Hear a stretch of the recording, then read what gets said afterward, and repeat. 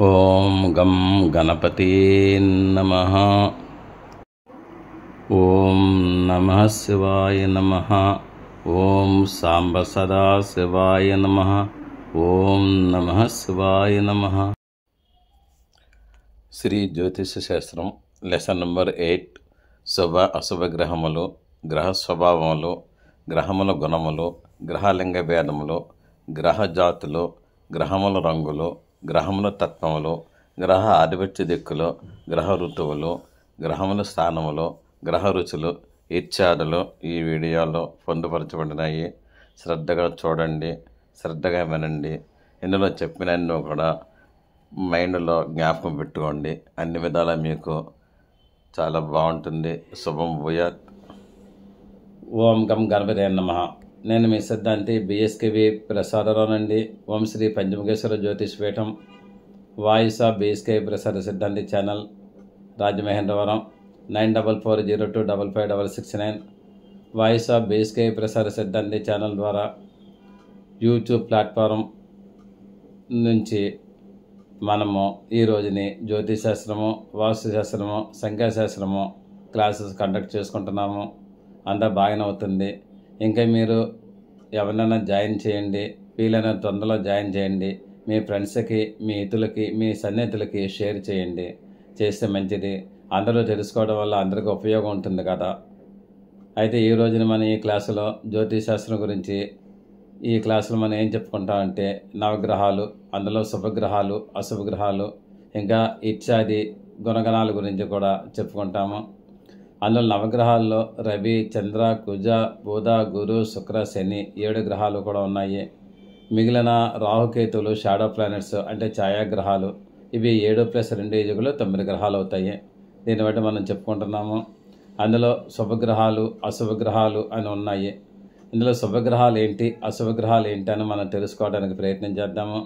అందులో శుభగ్రహాలు, అశుభగ్రహాలు ఎందుకు క్లాసిఫికేషన్ చేశారు అని అన్నట్టయితే మీకు ముందు క్లాసెస్లో మీకే అర్థమవుతుంది.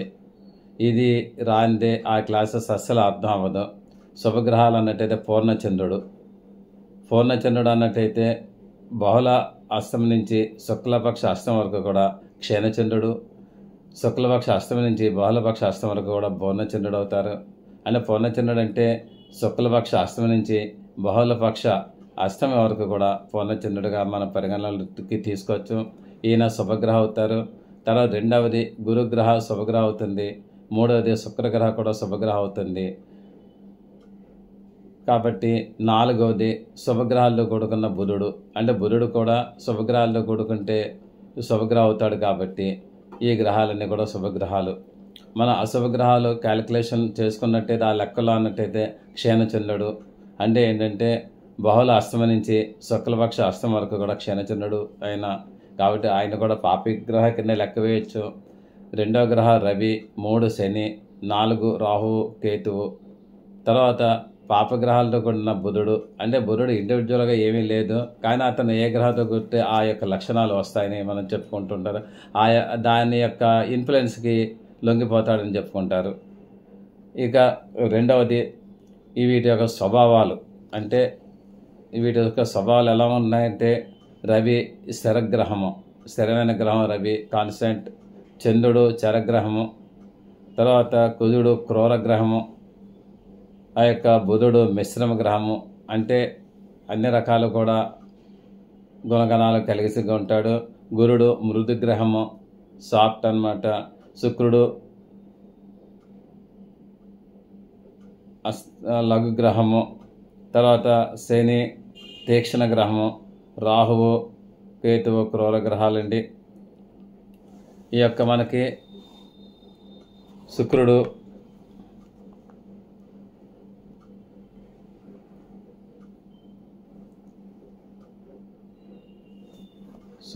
లఘుగ్రహాన్ని మనం చెప్పుకున్నాము.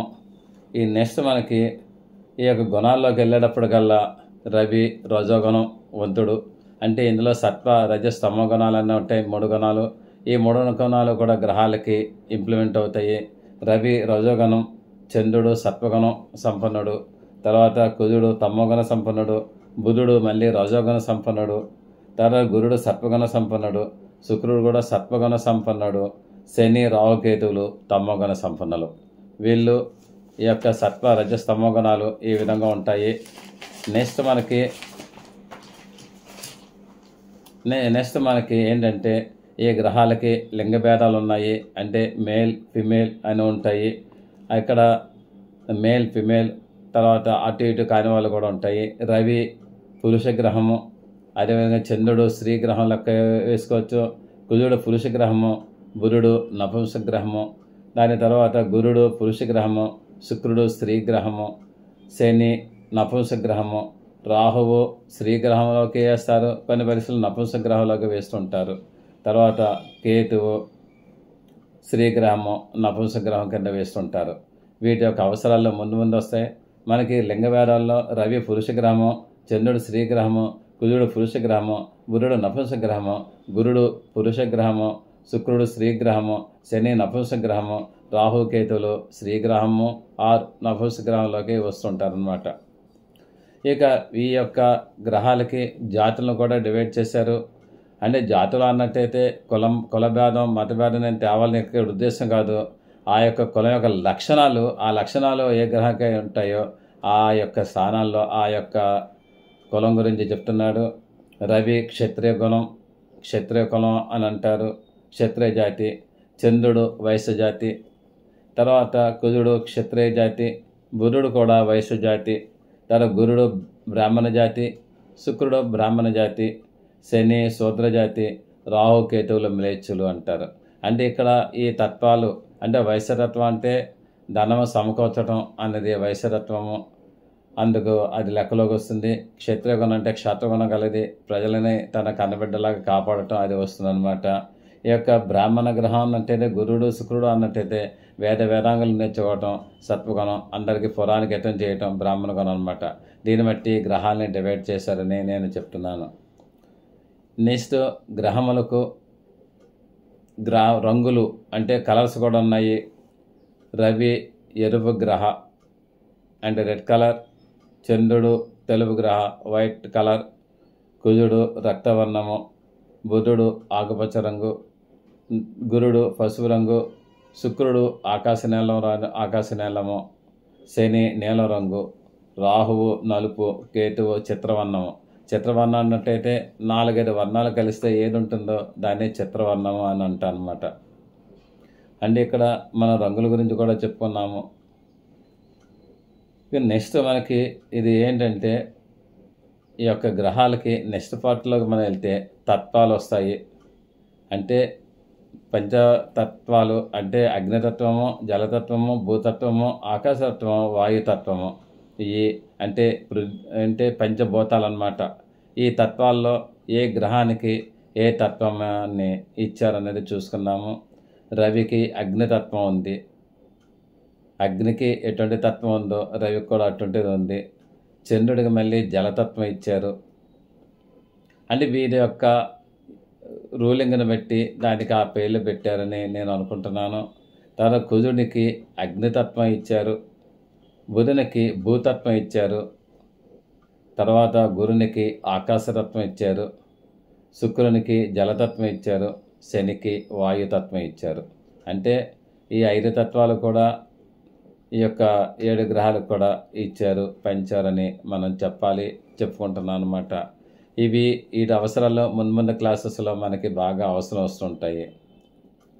ఇక ఇది కాకుండా ఈ గ్రహాలకి ఆధిపత్యాలు ఇచ్చారు. ఏ దిక్కులకి అధిపతి అంటే ఒక్కొక్క గ్రహం ఒక్కొక్క దిక్కుకి అధిపతి అని మనం చెప్తుంటారు.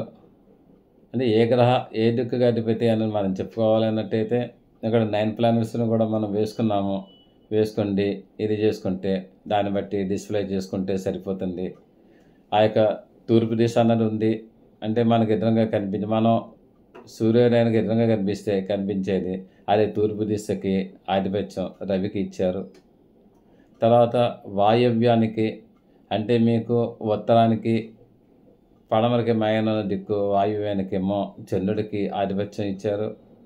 ఇంకొకటి కుజునికి దక్షిణానికి ఆధిపత్యం ఇచ్చారు.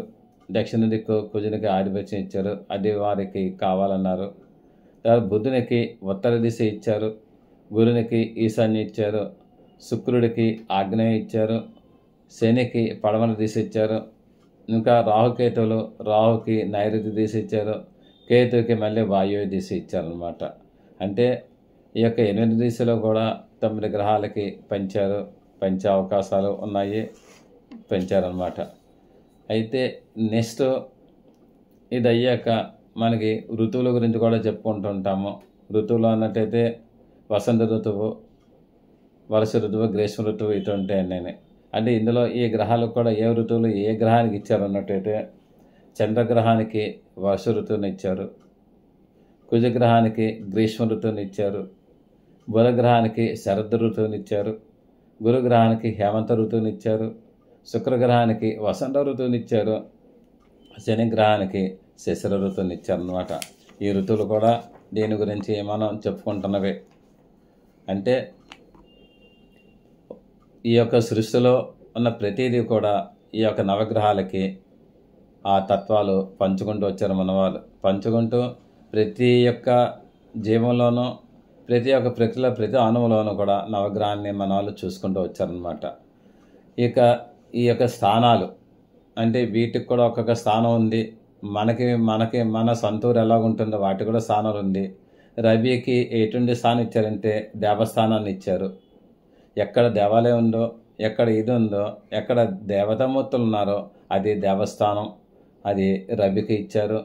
ఇక చంద్రునికి జలస్థానం ఇచ్చారు. ఎక్కడ జలం ఉందో అక్కడ దానికి స్థానాన్ని ఏర్పాటు చేశారు. కుజునికి వహిని స్థానం, అగ్నిస్థానం ఇచ్చారు. అంటే ఏ రూపంగా ఉన్న అగ్నే ఆ అగ్నికి కుజుని యొక్క ఆధిపత్యం ఇచ్చారు, స్థానాన్ని ఇచ్చారు. అంటే అక్కడ ఆ కుజుడు ఉంటాడు అనే దాని అర్థం అన్నమాట. అదేవిధంగా క్రీడాస్థానం బుధుడికి ఇచ్చారు. నెక్స్ట్ ధనస్థానం గురునికి ఇచ్చారు. ధనకనక వస్తువాహనాలు, అష్టైశ్వర్యాలు ఇవన్నీ కూడా గురుగ్రహానికి మన వాళ్ళు ఇచ్చారు. శుక్రుడికి శయన స్థానం ఇచ్చారు. అంటే కామకేలి విలాసాలు, రెస్ట్ తీసుకోవడం ఇవన్నీ ఇచ్చారు. శనికి రాతి దెబ్బలు, మట్టి దెబ్బలు, అరణ్యవాసాలు ఇవన్నీ కూడా శనికి ఇచ్చారు. నెక్స్ట్ రాహుకి కేతుకి కూడా ఏంటంటే పాములు తిరిగే ప్లేసు, పాము పుట్టలు ఇటువంటివన్నీ కూడా ఏర్పాటు చేశారు. అంటే రాహుకేతువులు దశలో మనకు నడుస్తున్నప్పుడు దీని అవసరం వస్తుంటుంది. అదేవిధంగా రవి ఉచ్చులో ఉన్నప్పుడు, రవి దశ నడుస్తున్నప్పుడు దేవస్థానం అవసరం వస్తుంది. ఇటువంటివన్నీ కూడా మనకి జాతకం ద్వారా అవి ఇంప్లిమెంట్ చేసుకుంటూ ఉంటాము. ఇక ఈ యొక్క నవగ్రహాలకు కూడా దీనికి రుచులు అంటే టేస్ట్ ఇచ్చారు. ఈ టేస్ట్ ఏంటంటే రవికి కారం, చంద్రునికి ఉప్పు, కుజునికి చేదు, బుధునికి మిశ్రమం, గురునికి తీపి, శుక్రునికి పులుపు, శనికి వగరు ఇచ్చారు. ఇవి ఈ విధంగా ఇచ్చుకుంటూ వచ్చారండి. నెక్స్ట్ వీళ్ళు రవికి ఉదయం పృష్ఠోదయంతో ఉదయిస్తాడని ఇచ్చారు. చంద్రుడు శీర్షోదయంతో ఉదయిస్తాడని ఇచ్చారు. కుజునికి పృష్ఠోదయం, బుధునికి శీర్షోదయం, గురునికి ఉభయోదయం, శుక్రునికి శీర్షోదయం, శనికి పృష్ఠోదయం, రాహుకేతుడికి పృష్ఠోదయం ఇచ్చారనమాట. వీటికి ఈ విధంగా ఇచ్చుకుంటూ వచ్చి దీనికి స్థానాలన్నీ ఇచ్చారు. అదేవిధంగా వీనికి జీవులు కూడా ఇచ్చారనమాట. అంటే ప్రతి నవగ్రహాలకు కూడా కొన్ని జీవులను కూడా ఏర్పాటు చేశారు. అవి ఏంటంటే రవికి పక్షులని జీవులుగా ఇచ్చారు. చంద్రునికి పాద జంతువులు ఇచ్చారు. కుజునికి చతుస్పాద జంతువులు ఇచ్చారు. అదేవిధంగా బుధునికి పక్షులు ఇచ్చారు. మళ్ళీను గురునికి ద్విపాద జంతువులు, రెండు పాదాల్లో ఉండే జంతువులు. తర్వాత శనికి చతుస్పాద జంతువులు ఇచ్చారు. రాహుకేతులకి ప్రజెంట్ ఏమీ ఇవ్వలేదు. అంటే ఈ విధంగా చేసుకుంటూ వచ్చారు. ఇప్పుడు గ్రహములు, గ్రహ స్వభావములు, గ్రహ రుచులు, గ్రహోదయములు, గ్రహ జీవులు మనం ఇవన్నీ కూడా చెప్పుకుంటున్నాము. ఇవన్నీ కూడా నెక్స్ట్ ముందు రాబోయే క్లాసెస్కి బాగా అవసరం ఉంటాయండి. అవసరం ఉండే అవకాశాలు ఉన్నాయి.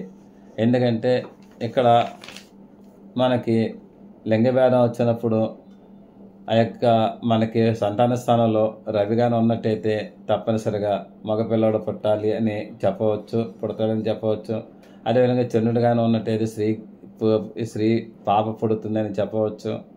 అదేవిధంగా సప్తమ స్థానాన్ని పెట్టి, లగ్నాన్ని పెట్టి, దశమ స్థానాన్ని పెట్టి మనం అన్నీ కూడా చెప్పుకునే అవకాశాలు ఉంటాయి. ఒక లగ్నం కానీ స్త్రీరాశి అయినప్పటికైనా సరే అందులో స్త్రీగ్రహం ఉన్నట్టయితే అతను పురుషుడైనా స్త్రీ స్వభావంతో ఉంటాడని మనం చెప్పవచ్చు. అదేవిధంగా ఆవిడ పుట్టిన లగ్నంలో పురుష రాశి అయ్యి పురుష గ్రహంగానే ఉన్నట్టయితే ఆవిడ కొంచెం పురుషతత్వం ఉంటుందని చెప్పవచ్చు. అంటే ఏంటంటే మాటల్లో కానీ, ఆహార్యంలో కానీ, చేతల్లో కానీ ఉండే అవకాశాలు ఉన్నాయి. అదేవిధంగా ఏంటంటే ఆ యొక్క జాతులు రవిదశ వచ్చినప్పుడు మనం పరాక్రమంగా ఉంటాము, క్షేత్రధర్మం వహిస్తాము. అదేగానే గురుగ్రహం మనకి లీడింగ్లో ఉన్నప్పుడు మనం చాలా సాఫ్ట్గా ఉంటాము, వేద పారంగంలో చేసుకుంటూ ఉంటాము. శని దశ వచ్చినప్పుడు మనం అందరికీ సర్వీసెస్ చేస్తుంటాము. ఇటువంటి ఎన్నో ఉంటాయి. కాబట్టి ఇవన్నీ కూడా నేను ముందు క్లాసెస్లో చెప్తాను. ఈ రోజుకి ఇది సరిపోతుంది. నెక్స్ట్ రేపు ఇంకొక క్లాస్ తోటి, ఇంకొక సబ్జెక్టు తోటి మీ ముందుకు వస్తాను. మీరు వీలైనంత వరకు కూడా మీరు ఒక్కళ్ళే కాకుండా అందరికీ కూడా షేర్ చేయండి, అందరిని కూడా జాయిన్ చేయండి. జాయిన్ చేసినట్టయితే మీకు బాగుంటుంది. క్లాసెస్ అవుతున్నాయి. శుభం భూయాత్. అందరికీ నమస్తమాంజలు. నేను మీ బిఎస్కేవి ప్రసాదరావుని. ఈ వీడియో మీకు నచ్చినట్లయితే లైక్ చేయండి, సబ్స్క్రైబ్ అవ్వండి, మీ ఆత్మీయులందరికీ షేర్ చేయండి. మీ అమూల్యమైన అభిప్రాయములను కామెంట్స్ రూపంలో తెలియజేయండి. దూర ప్రాంతములలో ఉన్నవారికి, ప్రత్యక్షంగా మమ్మల్ని కలవలేని వారికి ఆన్లైన్ ద్వారా services and online classes and online guidance కూడా మీకు అందివ్వగలము. అదేవిధంగా వాస్తు, జ్యోతిషము, ముహూర్తములు ఇతరత్ర కూడా సర్వీస్ చేయగలము. గూగుల్ పే, ఫోన్పే ద్వారా మాకు మనీ అందజేయవచ్చు. సదా భగవత్ సేవలో మీ సిద్ధాంతి బత్తుల శ్రీకృష్ణ వరప్రసాదరావు. ఓం Shri Panchamukheshwara జ్యోతిషపీఠం. 9440255669. Voice of BSKV ప్రసాద సిద్ధాంతి ఛానల్. అందరూ మంచిగా ఉండాలి, అందులో మనము ఉండాలి. అందరూ సుఖంగా ఉండాలి, అందులో మనము ఉండాలి. అందరూ కూడా యోగక్షేమాలతో ఉండాలి, అందులో మనం ఉండాలి. శుభం భూయాత్. Thank you for your careful reading of this lesson. See you again tomorrow. సిద్ధాంతి బత్తుల శ్రీకృష్ణ వరప్రసాదరావు. మీరు శ్రద్ధగా ఈ పాఠం విన్నందుకు ధన్యవాదములు. మరల రేపు కలుద్దాం. మీ సిద్ధాంతి బత్తుల శ్రీకృష్ణ వరప్రసాదరావు. ఓం నమః శివాయ నమః. ఓం సాంబ సదా శివాయ నమః. ఓం నమః శివాయ నమః.